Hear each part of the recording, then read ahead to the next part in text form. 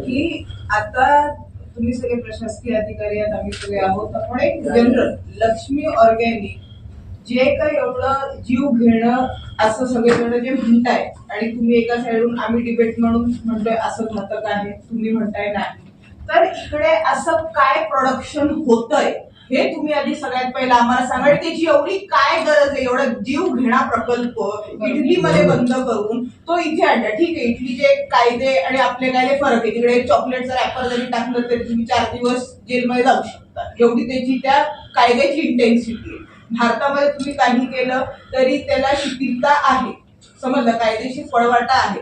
पण इकडे तुम्ही असं काय प्रोडक्शन करताय आणि तुम्हाला एवढा हजार्डस केमिकल इकडे का लागतंय?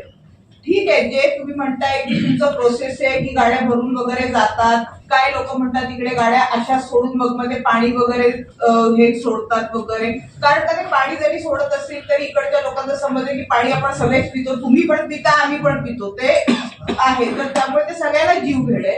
तर तुम्ही आम्हाला लेखी द्या की तुम्ही काय, कुठला प्रोडक्ट, किती इंटेन्सिटीचा काय इकडे प्रोडक्शन करता आणि इकडे तुम्ही का तो करावा आणि का आम्ही म्हणतो की तो करू नये. आणि ह्याचं तुम्ही एक न्यूट्रल प्लॅटफॉर्म ठेवा. फक्त तुमचीच लोक नको त्याच्यामध्ये, आपण एक प्रॉपर न्यूट्रल प्लॅटफॉर्म ठेवून हे करूया. त्याचं आपण जे काही संशोधन आहे त्याचं, त्या प्रोडक्टचं हे होणं जास्त महत्वाचं आहे. कारण का नाहीतर हा ब्लेम गेम आहे, हा चालू राहणार. हे आपण जे आहे आपण हे लोकांच्या हितासाठी करतोय, तुमच्या माझ्या हितासाठी करतोय.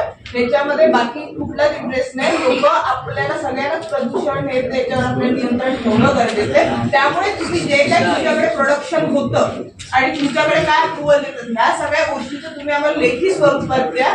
हे आमची तुमच्याकडे मागणी.